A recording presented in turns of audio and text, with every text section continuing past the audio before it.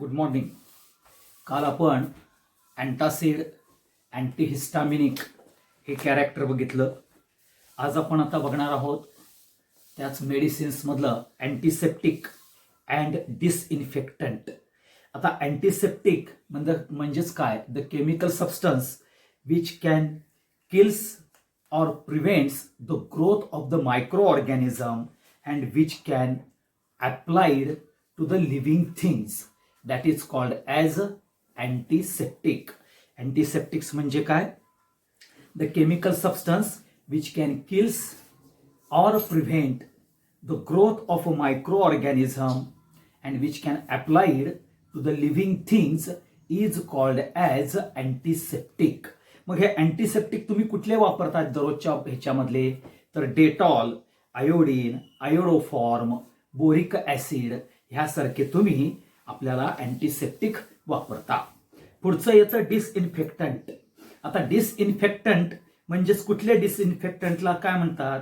The chemical substance which can kills, okay, or which can particularly kills the microorganism and prevents the growth and which is not particularly applied to the living tissues.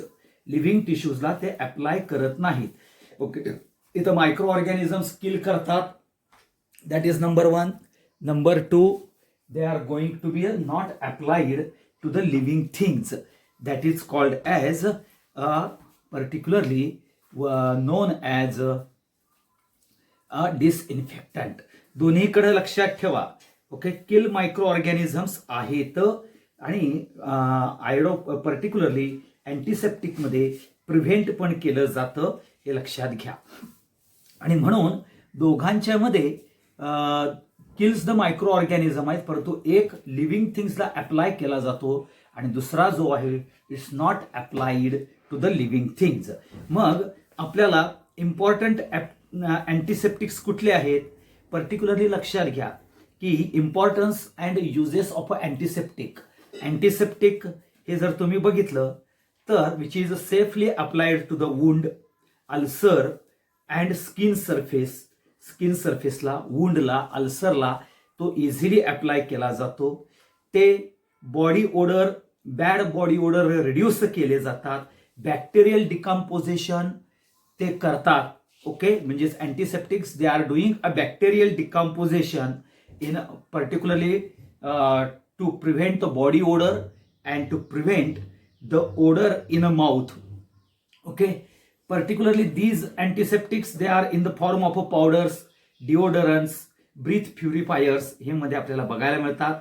आणि ते creams मध्ये like सुफ्रामायसिन, फ्युरासिन अशा आपल्याला creams मध्ये सुद्धा ते बघायला मिळतात, हे लक्षात ठेवा. मग हे डिसइन्फेक्टंट म्हणजेच द केमिकल सबस्टन्स आहेत which can kills the micro organisms but not applied to the living tissues, जे आपण फिनॉल, क्लोरीन, सल्फर डायऑक्साईड ह्यासारखे बघतो, हे लक्षात ठेवा. आता डिसइन्फेक्टंटचे युजेस काय आहेत? हे नॉन लिव्हिंग थिंग्सला अप्लाय केले जातात. ओके, टॉयलेट्समध्ये, फ्लोअर्समध्ये यूज केले जातात. प्युरिफिकेशन आणि पब्लिक हेल्थ सॅनिटायझेशन करता म्हणजे सोडियम हायपोक्लोराईड असेल, सल्फर डायऑक्साईड असेल, क्लोरीन सारखा प्रॉडक्ट असेल किंवा फिनॉल सारखा प्रॉडक्ट असेल, हे लक्षात ठेवा. Particularly disinfectant like sulfur dioxide they are used in a low concentration for the preservation of squashes. Squash म्हणजे फ्रुट्सचे स्क्वॅश किंवा ह्याचे स्क्वॅश, टोमॅटो स्क्वॅश केले जातात ना, तिथं disinfectant sulphur dioxide low concentration मध्ये यूज केला जातो, हे लक्षात घ्या. मग आपल्याला डेफिनेशन काय आपण बघितलेली आहे की अँटीसेप्टिक म्हणजे the chemical substance which can kills or prevents the growth of a microorganism and which can applied to the living things. And here in a disinfectant, the chemical substance which can kills the microorganism but not applied to the living things, but it is applied to the innate things. म्हणजेच non living थिंग्सला apply केले जातात, हे लक्षात ठेवा. मग आता दोघांच्या मध्ये डिस्टिंक्शन्स बघूया आपण. पर्टिक्युलरली अँटीसेप्टिक आणि डिसइन्फेक्टंट ह्यामधलं जर तुम्ही डिस्टिंक्शन जर बघितलं तर पर्टिक्युलरली अँटीसेप्टिकमध्ये they can kills or prevents the growth of a microorganisms. डिसइन्फेक्टंट्समध्ये they can kill the micro organisms. हे particularly antiseptic is not harmful for the living tissues, so therefore they can apply it. Here disinfectants, they are harmful to the living tissues, so they cannot apply it to the living tissues. Antiseptic are a milder but more prolonged action. Antiseptic ची action milder असते but prolong action असते. आणि ह्याच्यामध्ये disinfectant मध्ये immediate action for a short duration असते. Immediate action for a short duration असते. Antiseptic always used in a low concentration. आणि particularly जे डिसइन्फेक्टंट आहेत they are used in a high concentration. So whenever low concentration disinfectant is used, they are acts as a antiseptic. हे लक्षात ठेवा. They are used म्हणजे antiseptics are used for dressing of wounds, ulcers and treatment of skin disease करता use केले जातात antiseptic, and they are used for disinfecting the floors, toilets, drains, even though windows, okay, etcetera and etcetera. हे लक्षात घ्या. आता ह्याचे example येतात अँटीसेप्टिकचे. Dettol, iodine, boric acid आणि ह्याचं 1% solution of phenol, chlorine etcetera आपल्याला बघायला मिळतात. हे लक्षात घ्या. म्हणजे परत अँटीसेप्टिक आणि डिसइन्फेक्टंट मध्ये तुम्हाला डिफरन्स सांगितला. पहिल्यांदा पर्टिक्युलरली अँटीसेप्टिक म्हणजे काय आणि डिसइन्फेक्टंट म्हणजे काय. परत एकदा डिफरन्स सांगतो. हा particularly prevents and kills the growth of microorganisms. Disinfectant kills the microorganism. हा जर बघितला antiseptics, it is not harmful to the living tissues, so it can use or it can applied for living tissues. It is harmful, so it cannot be applied. कोण? Disinfectant. Antiseptic action is a milder and prolonged. ह्याची disinfectant ची action is immediate and for a shorter duration असते. They antiseptic always used in a low concentration, where it is used in a high concentration. Okay, particularly antiseptics, these are used for particular dressing of a wound, ulcer and treatment of a skin disease करता use केले जातात. आणि हे disinfectant for floors, toilets, drainage, drains as well as particularly glass, window glass etc. तिथे use केले जातात. हे लक्षात ठेवा. मग आपल्याला इम्पॉर्टंट जे कॅरेक्टर्स आहेत की जे अँटीसेप्टिक म्हणून यूज केले जातात आणि ते कुठले कुठले आहेत आणि त्याच्यामध्ये कॉम्बिनेशन्स काय आहेत हे आपण बघूया. पहिला येतं डेटॉल. आता डेटॉल जे तुम्ही यूज करता त्यामध्ये it is a mixture of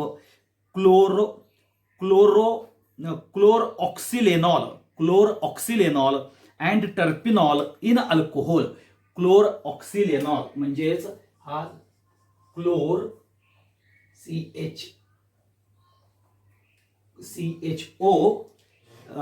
CHLO क्लोरऑक्सिलेनॉल and terpineol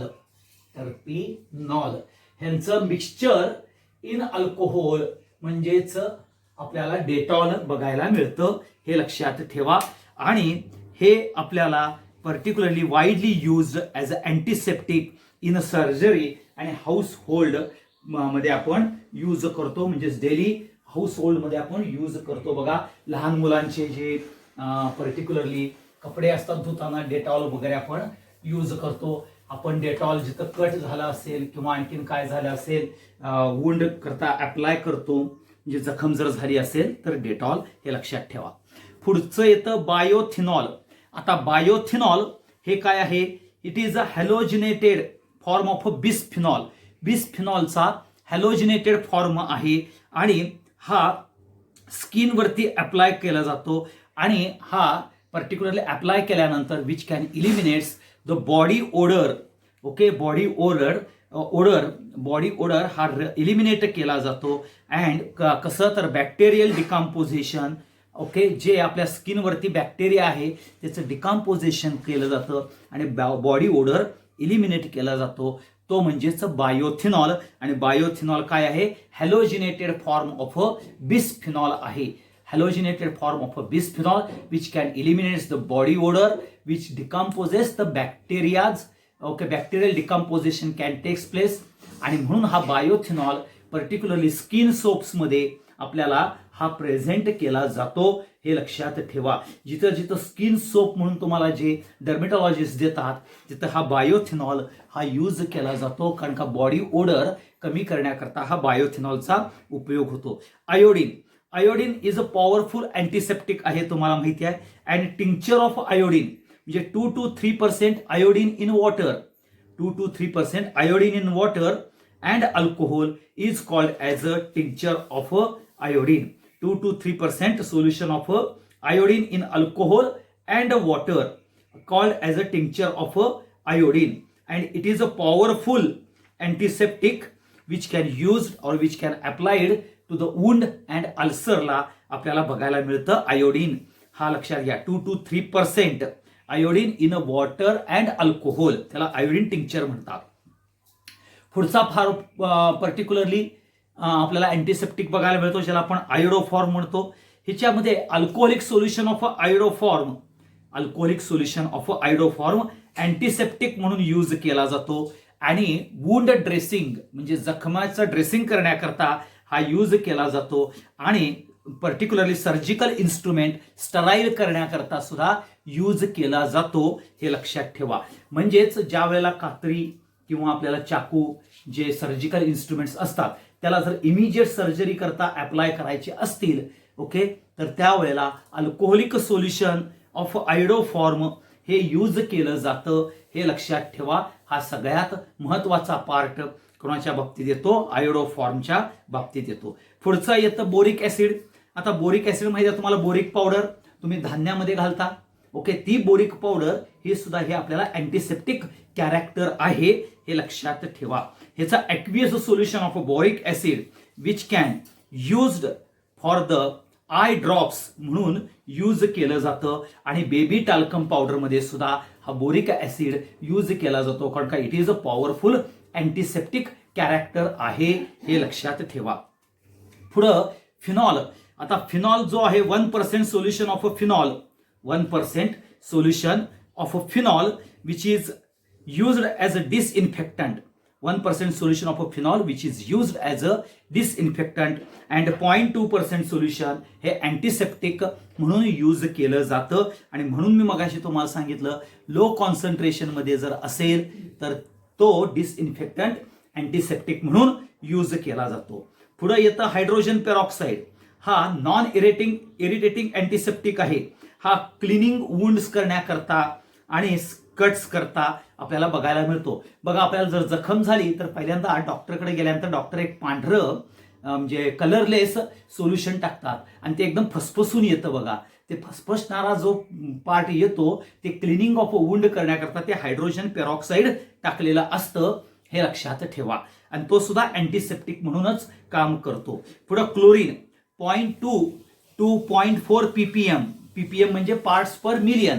okay, एवढं आपल्याला क्लोरीन हे सोल्युशन डिसइन्फेक्टंट म्हणून आपल्याला वॉटरमध्ये टाकलं तर वॉटर हे आपल्याला ड्रिंकिंग वॉटर म्हणून आपल्याला यूज करता येतं. हे लक्षात ठेवा. आणि म्हणून बघा, पावसाळ्यात आपल्याला ज्या वेळेला डिकलराइज, कारण का क्लोरीन हा काय करतो? डिकलराइज करतो पाण्याला आणि त्यातले जे मायक्रो ऑर्गॅनिझम्स आहेत त्याला सुद्धा किल करतो. आणि म्हणून पावसाळ्यात जे लाल कलरचं पाणी असतं ते आपल्या घरात येत असताना लाल कलरचं येत नाही, ते कलरलेसच येतं. का तर हा क्लोरीन मिसळला जातो आणि त्यामुळं most of the micro organisms आणि decolourisation of water is going to takes place. आणि म्हणून 0.2 to 0.4% हे chlorine per parts per million हे ऍड केलं जातं. जर त्याच्यापेक्षा जास्त केलं तर क्लोरीनचा वास येतो. एवढं लक्षात ठेवा. आणि पुढचा पार्ट येतो ज्याला आपण सल्फर डायऑक्साईड म्हणतो, जो लो कॉन्सन्ट्रेशन मध्ये यूज केला जातो. And for sterilisation and preservation of squash मध्ये तो यूज केला जातो. एवढं लक्षात ठेवा. मग ह्याचे जे इम्पॉर्टंट कॅरेक्टर्स जे आहेत ते आपण बघितलेत. आता त्याचे सगळ्यात महत्वाचे ओके, आता हे जे पुढचे जे स्ट्रक्चर्स दिलेले आहेत ते क्लोरोऑक्सिलेनॉल म्हणजेच आपल्याला डेटॉलमध्ये जे यूज केलं जातं, टर्पिनॉल हे परत डेटॉलमध्ये यूज केलं जातं, बायोथिनॉल हे स्ट्रक्चर्स आहेत. हे स्ट्रक्चर्स आपल्याला पर्टिक्युलरली अँटीसेप्टिक म्हणून यूज केलं जातं, एवढं लक्षात ठेवा. हा सगळ्यात महत्त्वाचा पार्ट येतो regarding the antiseptic and disinfectant कॅरेक्टर्समध्ये आपल्याला बघायला मिळतं. हे इम्पॉर्टंट आहे, हा सगळ्यात महत्त्वाचा पार्ट. आता ह्याच्यानंतर पुढचा जो पार्ट येतो ज्याला आपण जो कॅरेक्टर्स म्हणतो तर तो म्हणजेच अँटीसेप्टिक झाल्यानंतर अँटीसेप्टिक आणि अँटीसेप्टिक अँड डिसइन्फेक्टंट हे दोन्ही गोष्टी झाल्यानंतर आपल्याला लक्षात ठेवा पुढचा जो पार्ट बघायचा आहे ज्याला आपण anti microbial and anti infertility हे दोन्हीही कॅरेक्टर्स बघायचे आहेत. Anti microbial and anti infertility हे दोन्हीही कॅरेक्टर्स बघायचे आहेत. कुठले कुठले? Anti microbial and anti infertility. हा अँटी इनफर्टिलिटी आणि पुढचा येतो अँटी मायक्रोबियल. हे दोन पार्ट येतात, हे लक्षात ठेवा. आता ह्यामध्ये पहिल्यांदा बघूया आपल्याला अँटी मायक्रोबियल म्हणजेच कुठले कुठले कॅरेक्टर्स येतात. आता अँटी मायक्रोबियल म्हणजेच काय? The drugs which is use to kill or stop the growth of a microorganisms. म्हणजे the chemical substance which can used to kill or stop the growth of microorganisms like fungi, fungi, bacteria or virus are called as antimicrobial drugs. कुठले? antimicrobial drugs म्हणजेच the chemical substance which can used for killing or inhibiting the growth. Okay, त्यालाच कुठल्याचं growth तर फंगाय, bacteria आणि virus त्यालाच anti microbial characters म्हणतात. आता हे anti microbial कुठले कुठले आहेत? सलावर्सन, अझोडाय, प्रोटेइनसील, सल्फा अनिलामाइड अँड सल्फापायरिडीन असे आपल्याला बघायला मिळतात. कुठले कुठले? सलावर्सन, अझोडाय, प्रोटोनोसिल, सल्फान अनिलामाइड आणि सल्फापायरिडीन हे आपल्याला बघायला मिळतात, हे लक्षात ठेवा. मग हे अँटी मायक्रोबियल्स ह्याचा सगळ्यात महत्त्वाचा काय आहे? अँटी मायक्रोबियल डिसीज कुठले कुठले येऊ शकतात बघा. तर by using bacterial drugs, bactericidal. आता सायडल म्हणजे विच कॅन किल्स, बॅक्टेरोस्टॅटिक म्हणजेच which can inhibit, stop the growth. Okay, and by increasing immunity and resistance ह्याच्याकरता आपल्याला बघायला मिळतात. म्हणजे हे अँटी मायक्रोबियल हे बॅक्टेरोस्टॅटिक असतात, सायडल्स असतात. सायडल म्हणजेच which can kills the particularly fungi, bacteria और व्हायरस त्याला बॅक्टेरोसाइडल म्हणतात. बॅक्टेरोस्टॅटिक म्हणजेच which can inhibits the growth of the bacteria and particularly by increasing immunity and resistance of the body towards the infection. ह्याला आपण anti microbial character म्हणतो, हे लक्षात ठेवा. हा सगळ्यात महत्त्वाचा पार्ट येतो. हा इम्पॉर्टंट कॅरेक्टर आपल्याला बघायला मिळतो, हे लक्षात घ्या. आता ह्यानंतर आपण जो बघणार आहोत की अँटीबायोटिक नंतर आपल्याला पुढचा पार्ट बघायला मिळतो ज्याला आपण anti infertility, anti fertility drugs असं आपण म्हटलं जातं. Anti fertility. आता chemical substance which can used to prevent pregnancy in a woman is called as anti fertility drugs. Okay, chemical substance which can used to prevent the pregnancy in a woman are called as a anti-fertility drugs. मग ह्यामध्ये कोणते कोणते आहेत तर nor इथेनड्रॉन and इथॅनियल स्ट्रायडॉल. Okay, इथॅनियल स्ट्रायडॉल आणि nor इथेनड्रॉन हे दोन प्रकारचे ड्रग्ज आपल्याला बघायला मिळतात. मग ह्यामध्ये पर्टिक्युलरली जे बर्थ कंट्रोल पिल्स असतात तेच आपल्याला अँटी फर्टिलिटी ड्रग्ज म्हणून यूज केले जातात, हे लक्षात ठेवा. तेच ओरल कॉन्ट्रासेप्टिव्ज म्हणून सुद्धा यूज केले जातात. पर्टिक्युलरली अँटी फर्टिलिटी ड्रग्ज काय आहेत? Particularly prevent conception of or fertilisation हे प्रिव्हेंट करतात हे अँटी फर्टिलिटी ड्रग्ज. पर्टिक्युलरली 2 इश्यूजमध्ये डिस्टन्स ठेवण्याकरता हे अँटी फर्टिलिटी ड्रग्ज यूज केले जातात. हा सगळ्यात महत्वाचा पार्ट येतो. आणि टू कंट्रोल द पॉप्युलेशन ह्याच्याकरता सुद्धा आपल्याला ह्या अँटी फर्टिलिटी ड्रग्जचा यूज होतो हे लक्षात ठेवा.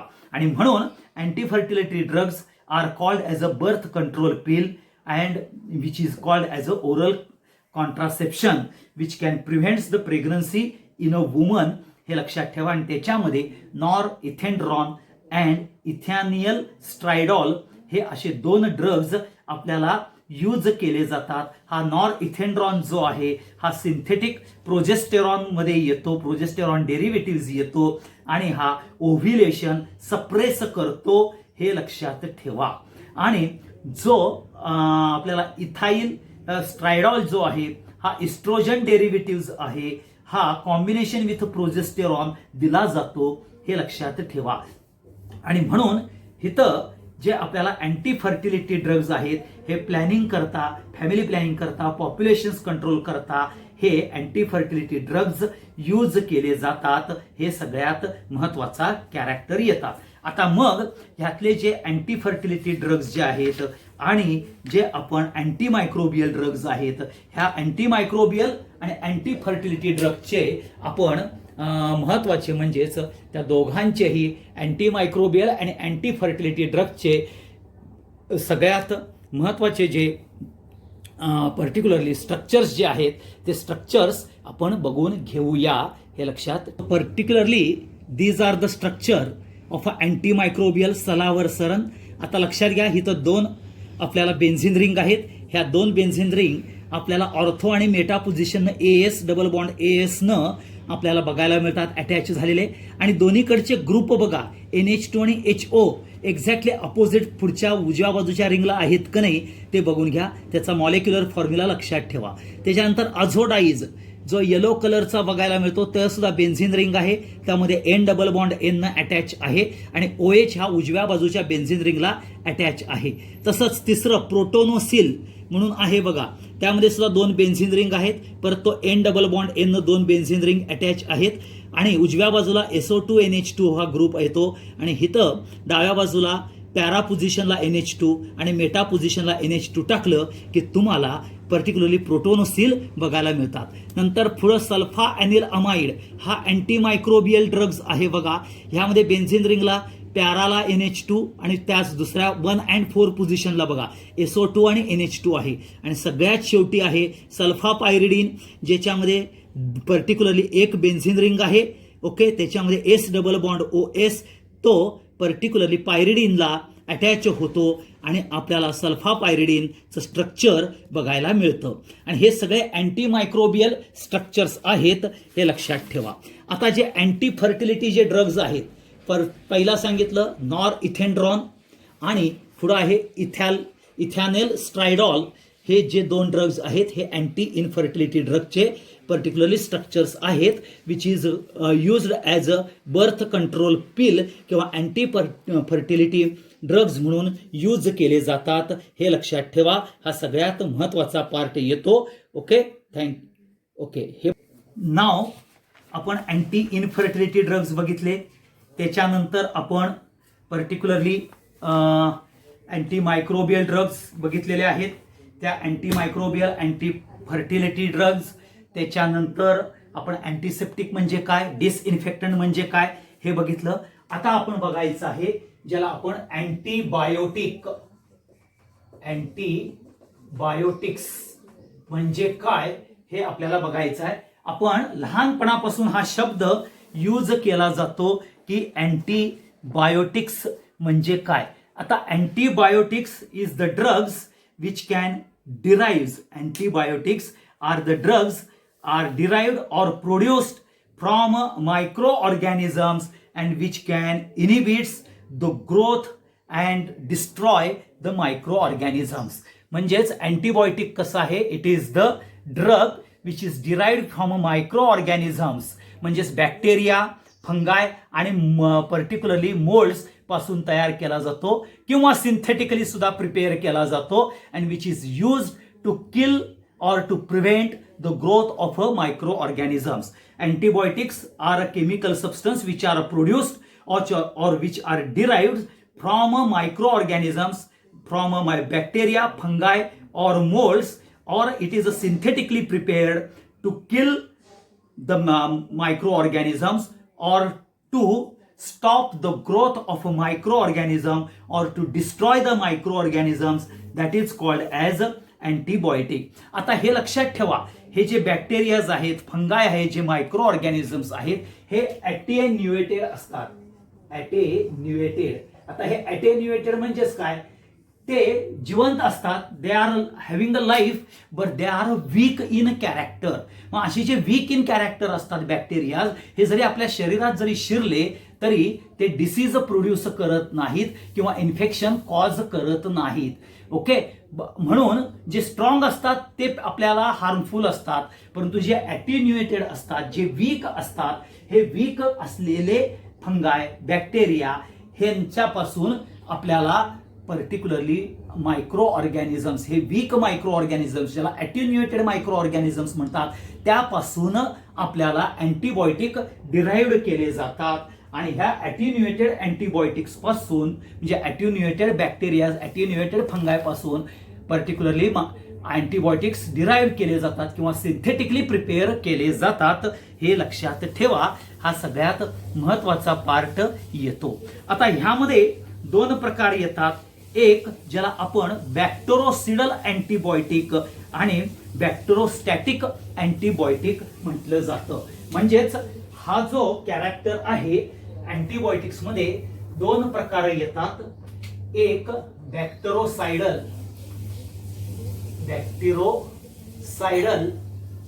किंवा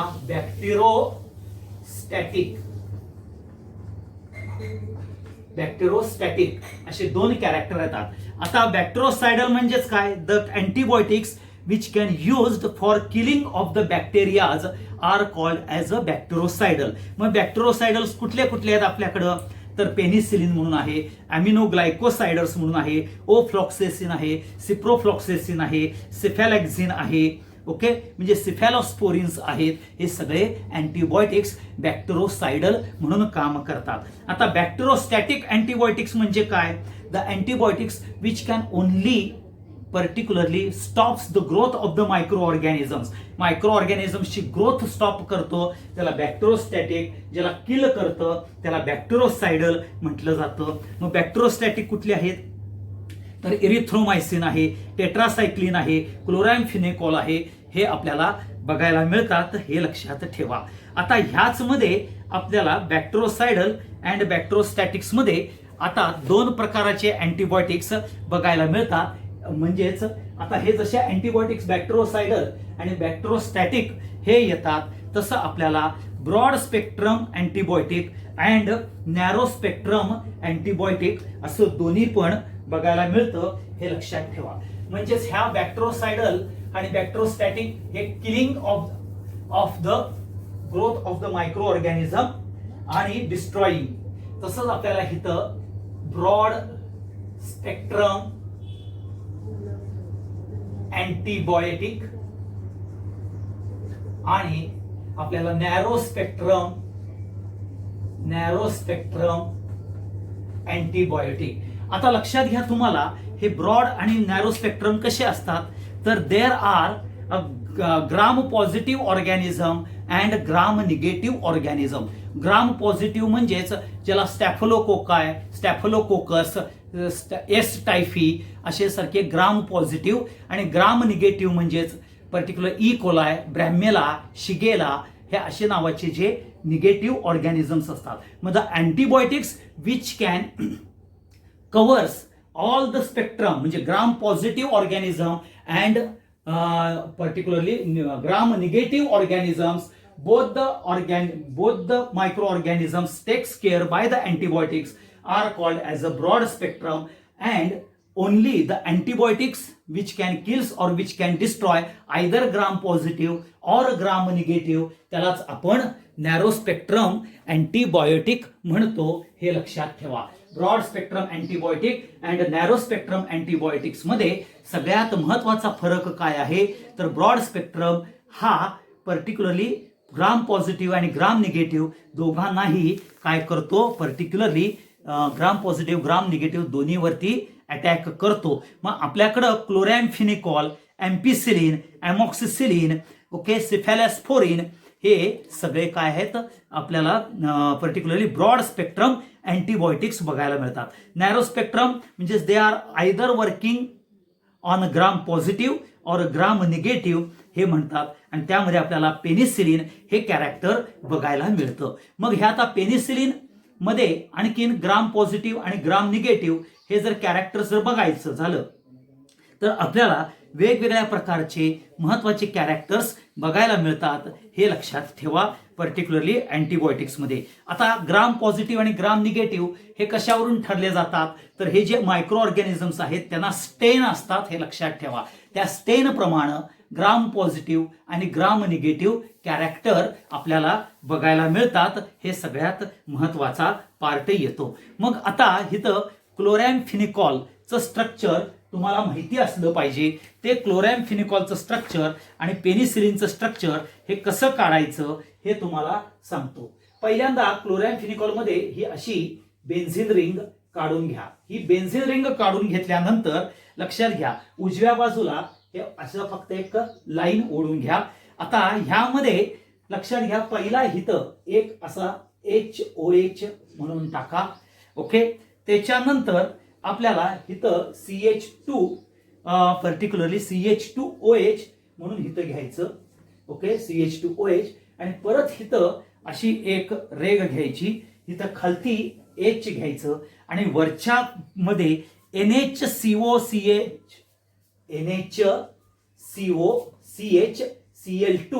हे घेतलं की हे उजव्या बाजूचं कॅरेक्टर तयार होतं आणि इकडच्या बाजूला आपल्याला O2N असं लिहिलं की हा क्लोरॅम्फिनिकॉलचं स्ट्रक्चर बघायला मिळतं. बघा बेन्झिन रिंग घेतलं, एक डायरेक्ट आडवी लाईन मारली उजव्या बाजूला, पहिल्यांदा एक उभी HOH घेतलं, परत NHCOCH हा तुम्हाला ग्रुप लक्षात ठेवायचा आहे. बाकीचे सगळे तुम्हाला इझिली अंडरस्टूड होतात हे लक्षात ठेवा. हे झालं क्लोरॅम्फिनिकॉलचं स्ट्रक्चर. मग आता सगळ्यात स्ट्रक्चर जे महत्वाचं येतं ज्याला आपण पेनिसिलिनचं स्ट्रक्चर म्हणतो. आता ह्या पेनिसिलिनचं स्ट्रक्चर्स मध्ये राजानो तुम्ही सगळ्यांनी जर बघितलं पेनिसिलिनच्या स्ट्रक्चर्स मध्ये जर तुम्ही सगळ्यांनी कॅरेक्टर्स जर बघितले तर हे कसे असणार आहेत तर तुम्हाला अगदी सोप्या पद्धतीनं सांगतो. पहिल्यांदा काय करा, हे असा एक चौकोन काढा. ओके, पहिला इकडं हा चौकोन, ओके, म्हणजे चौरस काढा. त्याला हा पेंटॅगॉन काढून टाका. काढला हा पेंटॅगॉन. आता पेंटॅगॉनचा इथला हा जो मध्ये जो हे येतो कॉर्नर येतो इथं एस टाका. खालती हा जो कॉर्नर आहे इथं दोन्ही ठिकाणी CH3 हा CH3 टाका. आता CH3च्या खालती जो कॉर्नर येतो हा जरासा एक्सटेन्शन करायचं आणि त्याला COOH टाकायचा आणि COOHच्या खालती परत एक्सटेन्शन करून हा H टाकायचा. म्हणजेच तुमचा हा पेंटॅगॉनचा कॅरेक्टर येतो. आता ह्या Hच्या जागी आता इथं जो कॅरेक्टर आहे लक्षात घ्या, इथं हा आपल्याला N कॅरेक्टर बघायला मिळणार आहे आणि N आणि Nच्या वरती आपण करेक्ट Nच्या वरती ज्या वेळेला येता त्यावेळेला हा एक्सटेन्शन करा, इथं H घ्या. ओके, आता हा H घेतल्यानंतर पुढं परत ह्या इकडच्या कॉर्नरला H टाका. परत त्या Hच्या खालती इकडं डबल बॉन्ड O घ्या. हे लक्षात घ्या आणि जो H आहे त्याला इथं परत वरचा जो H आहे तिथं तुम्ही NH, ओके, हा HN असा घ्यायचा आणि RC डबल बॉन्ड OHN हा पार्ट टाकायचा. परत एकदा सांगतो तुम्हाला. पहिल्यांदा चौरस काढा. ओके, एक पेंटॅगॉन काढा. पेंटॅगॉनच्या पहिल्या वरच्या कॉर्नरला S टाका. त्याच्या इमिजिएट कॉर्नरला CH3 घ्या. त्याच्या खालती लगेच COOH घ्या. ओके, COOH च्या खालती तिथं H ला परत पॅरलल N, एनच्या वरच्या बाजूला एच, एच ला परत पॅरलल एच आणि एच ला परत खालती डबल बॉन्ड ओ आणि एच ला परत उजव्या बाजूला आपल्याला R C double bond O N H हा घेतला की तुम्हाला पेनिसिलिनचं स्ट्रक्चर बघायला मिळतं. हे लक्षात ठेवा.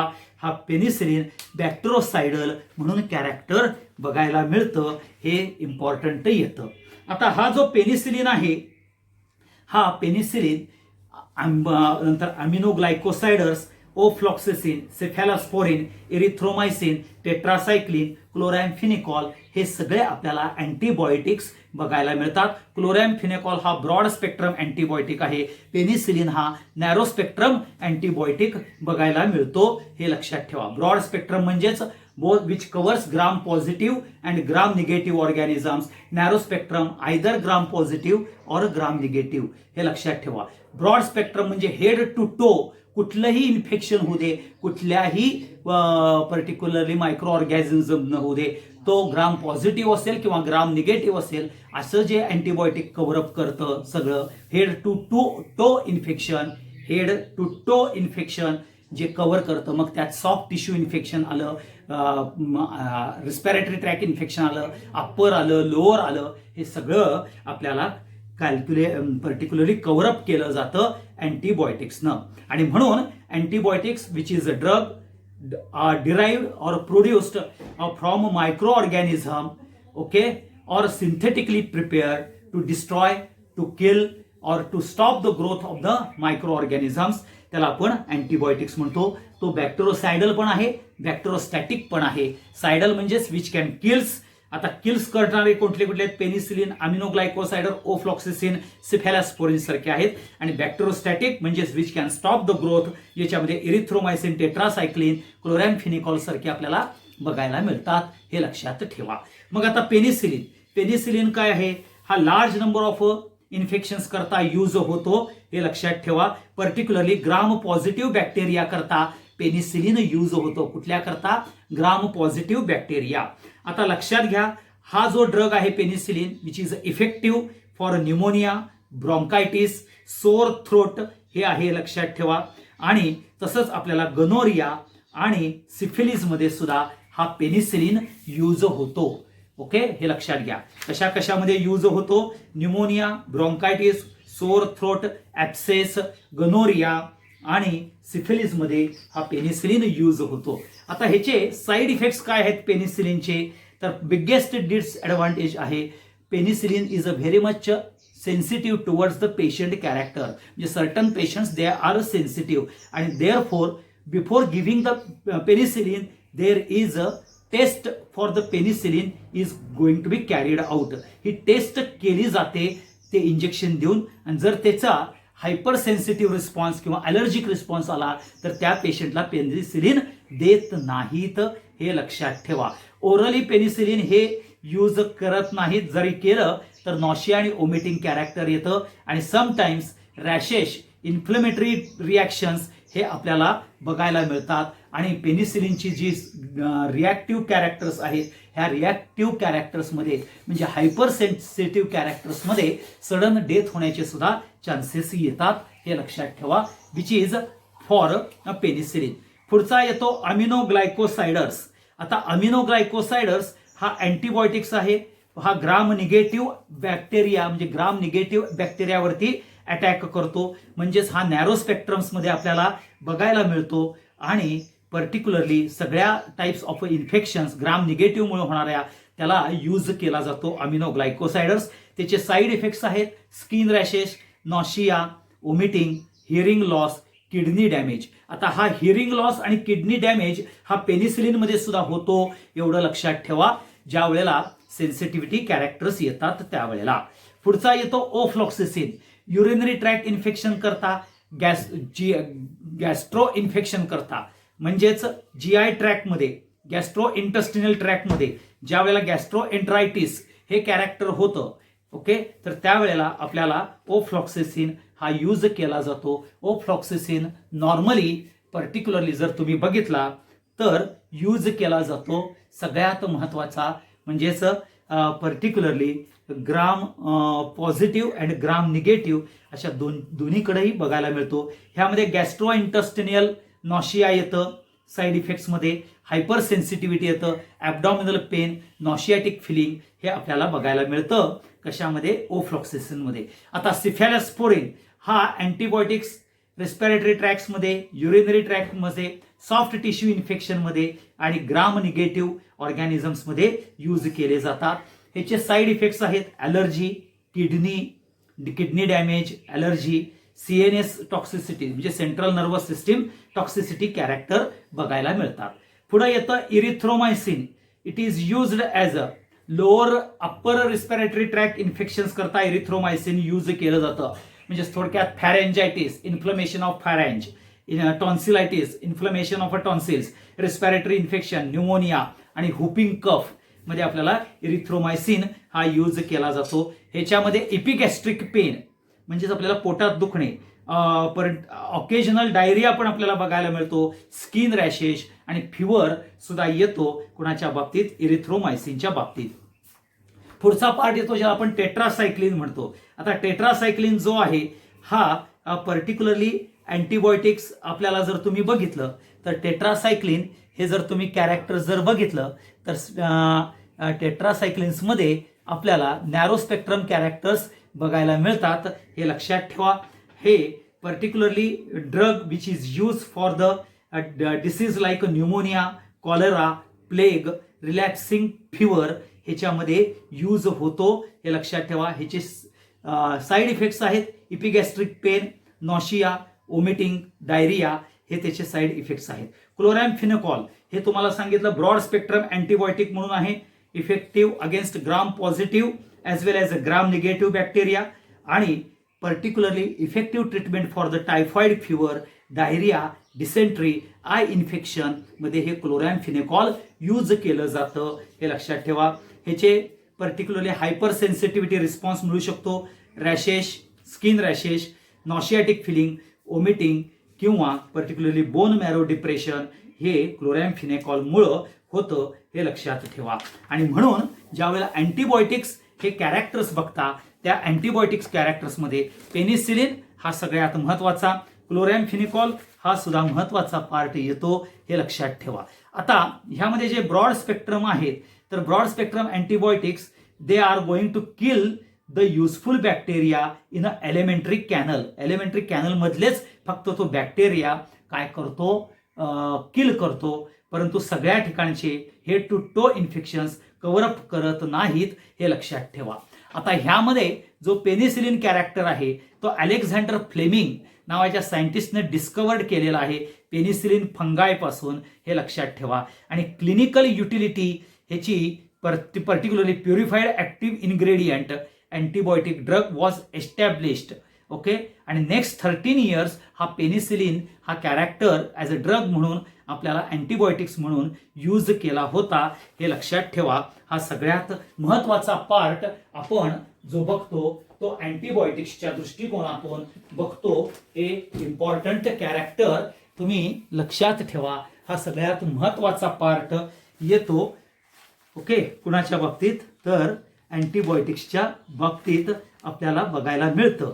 आता तुम्ही जर बघितलं तर परत पहिल्यांदा बॅक्टेरोसाइडल कुठले कुठले आहेत बघा. बॅक्टेरोसाइडल मध्ये पेनिसिलिन, अमिनोग्लायकोसाइडल, ओफ्लॉक्सिसिन आणि सिफॅलोस्पोरिन. बघा हा बॅक्टेरोसाइडल पेनिसिलिन, अमिनोग्लायकोसाइडल्स, ओफ्लॉक्सिसिन आणि सिफॅलोस्पोरिन.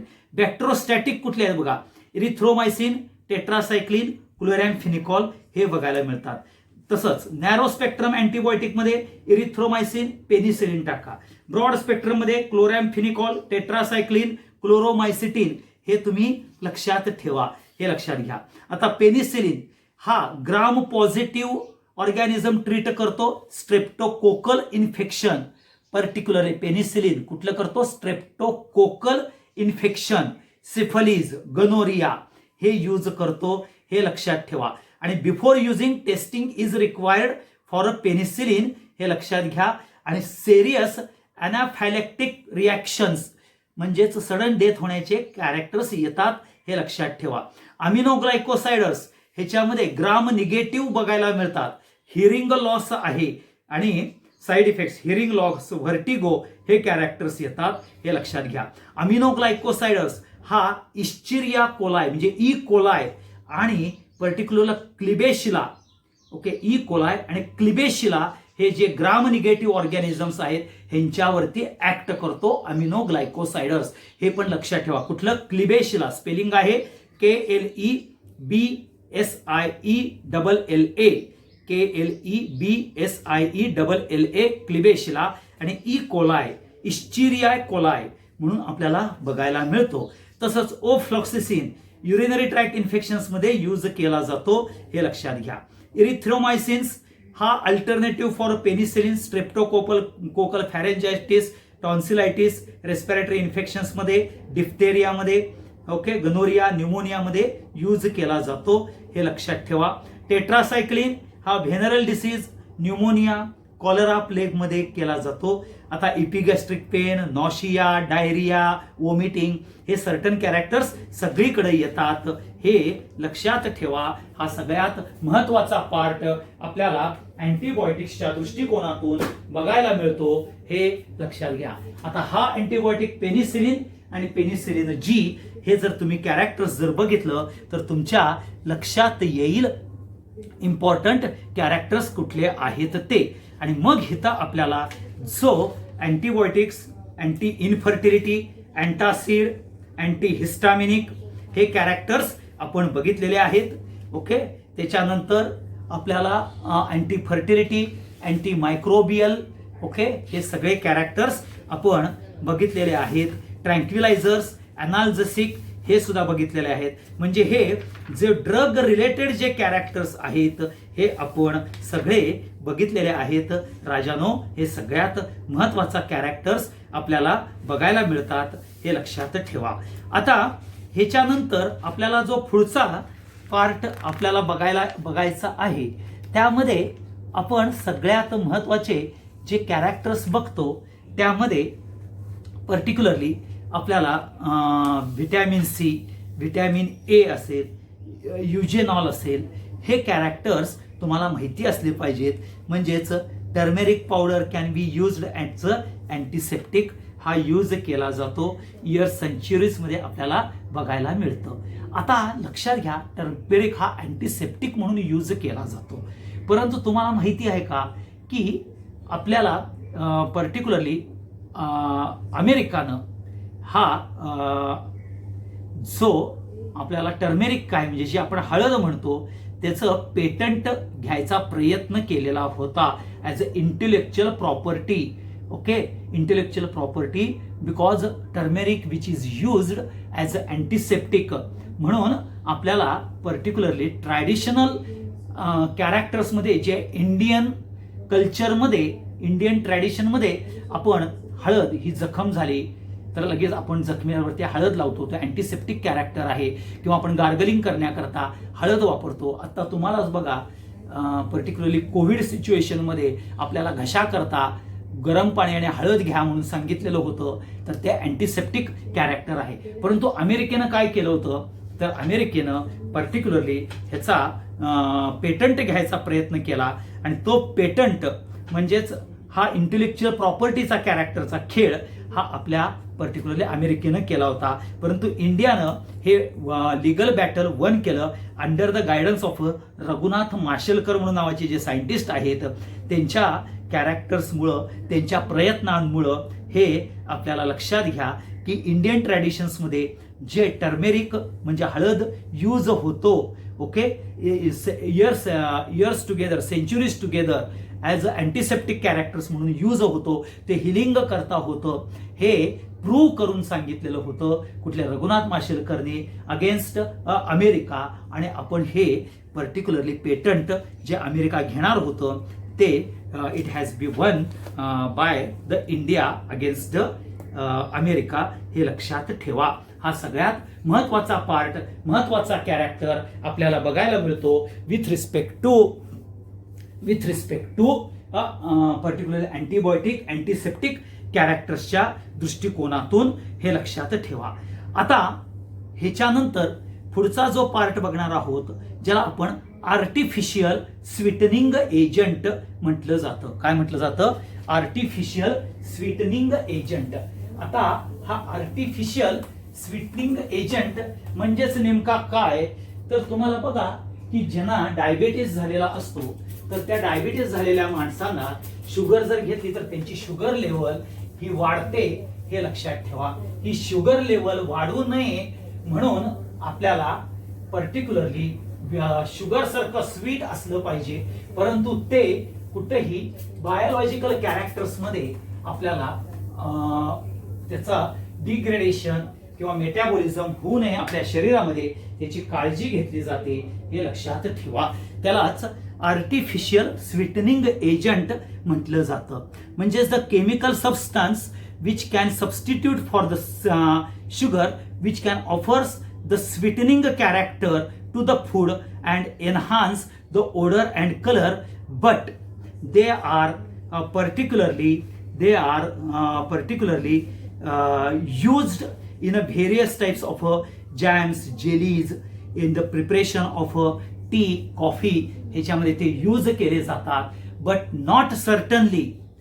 not certainly they are not as active as a sugar. Sugar हे मेटाबोलाइज होतं, परंतु हे मेटाबोलाइज होत नाही, त्याची बायोकेमिकल रिॲक्शन आपल्याला शरीरातून घडत नाही. फक्त जी टेस्ट बडला स्वीट टेस्ट पाहिजे ती स्वीट टेस्ट देते हे आर्टिफिशियल स्वीटनिंग, आणि एक्सक्रिशन थ्रू आपल्याला हे पाठवलं जातं, परंतु ते बायोकेमिकल रिॲक्शन्स मध्ये येत नाही. आता ह्यामध्ये जे यूज केलं जातं त्याला सॅकरिन हा असा आपल्याला एक पदार्थ, म्हणजेच त्याचं स्ट्रक्चर हे तुम्हाला हे असा, परत पेंटॅगॉन काढा इथं. ह्या पेंटॅगॉनच्या मधल्या कॉर्नरला तुम्ही C+O असा घ्या. इथं ह्या खालती कॉर्नरला NH टाका आणि NHच्या कॉर्नरला SO2 टाकलं की तुमचं सॅकरिन नावाचं जे पहिल्यांदा स्वीटनिंग एजंट तयार होतो. आणि हा स्वीटनिंग एजंटचा फॉर्म्युला आहे C7H5. काय आहे? C7H5SNO3. आपल्याला असा कॅरेक्टर बघायला मिळतो, हे लक्षात ठेवा. आणि हे particularly 300 times more sweetening than sugar असला पाहिजेत. आणि पर्टिक्युलरली ह्या स्वीटनिंग एजंटची कॅलोरिफिक व्हॅल्यू प्रेझेंट नाही, हे लक्षात ठेवा. आता ह्या सॅकरिनचा जो महत्वाचा पर्टिक्युलरली IUPAC नेम आहे तो 1,2-बेन्झायसोथायोझोलिन. काय आहे? बेन्झायसोथायोझोलिन 3ONE11 डायऑक्साईड असं नाव येतं. बघा, 1,2-बेन्झायसोथायोझोलिन 3ONE11 डायऑक्साईड हे सॅकरिनचं नाव येतं. तसंच आपल्याला ॲस्पेरटेम, नंतर ॲलेटेम, सुक्रॅलोज हे नाव सुद्धा आपल्याला स्वीटनिंग एजंट यूज होतात, हे लक्षात ठेवा. हा सगळ्यात महत्वाचा पार्ट बघायला मिळतो. ओके, तर इथं आपण स्वीटनिंग एजंट पर्यंतच आपण थांबूया. त्याचे जे कॅरेक्टर्स आहेत ते कॅरेक्टर्स आणि त्याचे पर्टिक्युलरली त्याचे जर तुम्ही पर्टिक्युलरली कॅरेक्टर्स जर बघायचे झाले, ओके, तर त्या स्वीटनिंग एजंट्स मध्ये आपल्याला इन्स्टेड ऑफ शुगर हे यूज केलं जातं. हे सगळ्यात महत्वाचा पार्ट येतो, हे लक्षात ठेवा. आणि त्याचे पर्टिक्युलरली जर तुम्ही बघायला गेला तर सगळ्यात महत्वाचं म्हणजेच जे स्ट्रक्चर कॅरेक्टर आहे त्या स्ट्रक्चर्स कॅरेक्टर्स मध्ये आपल्याला सगळ्यात महत्वाचे पार्ट जे येतात ते म्हणजेच जे स्ट्रक्चर्स येतात हे स्ट्रक्चर्स आपल्याला माहिती असले पाहिजेत, हे लक्षात ठेवा. म्हणजेच स्वीटनिंग एजंट जे सॅकरिन आहे तसं हे ॲस्पर्टेमचं स्ट्रक्चर आहे. ओके, ॲस्पार्टिक ॲसिड मग हे ॲस्पर्टेम आहे. ओके, सुक्रॅलोजचं स्ट्रक्चर येतं. आणि ॲलिटेम हे 200 more than sweeter than sugar येतं. ओके, 2000 टाइम्स मोर स्वीटर अशा हे कॅरेक्टर्स बघायला मिळतात. हे लक्षात ठेवा. हे स्ट्रक्चर्स तुम्हाला विचारले जातात in sweetening agent as a कॅरेक्टर्समध्ये. हे लक्षात ठेवा.